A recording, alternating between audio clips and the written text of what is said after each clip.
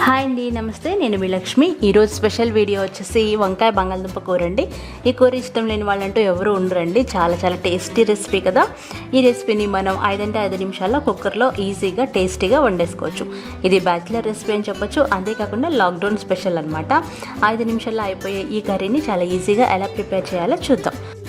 ఇప్పుడు ఒక 1/2 కేజీ వంకాయలు తీసుకొని పొడుగ్గా కట్ చేసుకొని ఉప్పు నీళ్ళల్లో నానబెట్టుకోవాలి. ఇలా నానబెట్టుకుంటే అవి నల్లగా అవ్వకుండా ఉంటాయి. వీటితో పాటుగా 2 పెద్ద సైజు బంగాళదుంపలు తీసుకొని మీకు నచ్చిన సైజులో కట్ చేసి వాటర్లో పెట్టుకోండి. అలాగే 2 పెద్ద టమాటాలని కట్ చేసి పెట్టుకోవాలి. 1 ఉల్లిపాయ, 4-5 పచ్చిమిర్చి. ఇప్పుడు ఒక కుక్కర్ తీసుకొని అందులో 3-4 టేబుల్ స్పూన్ల నూనె వేసుకోవాలి. నూనె వేసిన తర్వాత అందులో ఉల్లిపాయలు, పచ్చిమిరపకాయలు వేసుకోవాలి. అలాగే వీటితో పాటుగా మనం కట్ చేసుకున్న బంగాళదుంప ముక్కలు, వంకాయ ముక్కలు వేసుకోవాలి.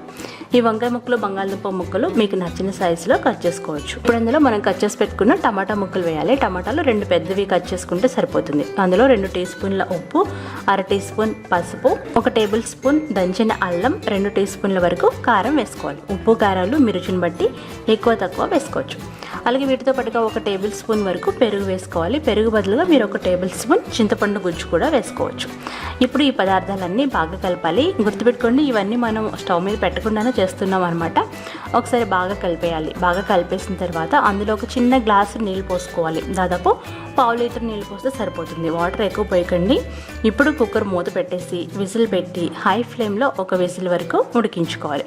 1 విజిల్ వచ్చిన తర్వాత మంటని లో ఫ్లేమ్లోకి పెట్టుకోవాలి. లో ఫ్లేమ్లో కూడా ఇంకొక విజిల్ రావాలి. లో ఫ్లేమ్లో 1 విజిల్ రాగానే స్టవ్ ఆఫ్ చేసేసి ప్రెషర్ పోయేంత వరకు వెయిట్ చేయాలి.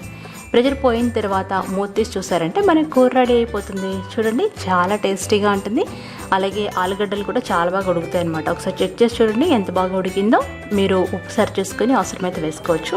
ఎంత రుచిగా ఉండే ఈ కూర మీరు తప్పకుండా ట్రై చేయండి. మీరు ఒకసారి కలుపుకొని ఒకవేళ మీకు వాటర్ ఎక్కువ ఉంటే మరొక 2 నిమిషాలు పొయ్యి మీద పెట్టుకొని ఉడికించుకోవచ్చు. అంతేనండి, ఈ కూర ఫటాఫట్ అయిపోయే రెసిపీ అనమాట. టేస్ట్లో మాత్రం సూపర్గా ఉంటుంది. ఇందులో ఎక్స్ట్రా మసాలాలు ఏమీ వేయాల్సిన అవసరం లేదు. చాలా రుచిగా ఉండే ఈ కూర మీరు తప్పకుండా ట్రై చేసి ఫీడ్బ్యాక్ పంపించండి. ఇది లాక్డౌన్లో అందరికీ యూజ్ అవుతుందని అనుకుంటున్నాను. తెలియని వాళ్ళ కోసం ఈ రెసిపీని షేర్ చేస్తున్నాను. ఈ వీడియో నచ్చితే లైక్ చేయండి, షేర్ చేయండి. బాయ్.